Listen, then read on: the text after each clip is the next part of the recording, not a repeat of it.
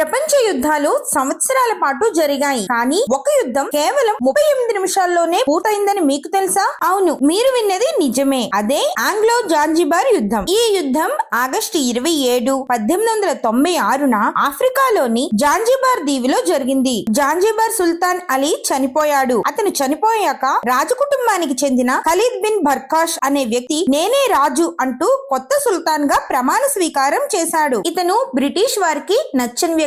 British వారు warning ఇచ్చారు, ఉదయం 9 గంటల లోపు లొంగిపో, లేదంటే రాజ్యాన్ని నాశనం చేస్తామని. కానీ సుల్తాన్ వినలేదు. సరిగ్గా ఉదయం 9:02 బ్రిటిష్ నౌకలు జాంజిబార్ ప్యాలెస్ పై బాంబుల వర్షం కురిపించడం మొదలుపెట్టాయి. కేవలం 38 నిమిషాల్లోనే సుల్తాన్ ప్యాలెస్ మొత్తం నాశనమైంది. జెండా కూలిపోయింది. ఉదయం 9:40 కల్లా సుల్తాన్ ఖలీద్ బిన్ బర్కాష్ తెల్ల జెండా ఊపి లొంగిపోయాడు. యుద్ధం ముగిసింది. ఇదే చరిత్రలో నమోదైన అతి తక్కువ సమయం జరిగిన యుద్ధం.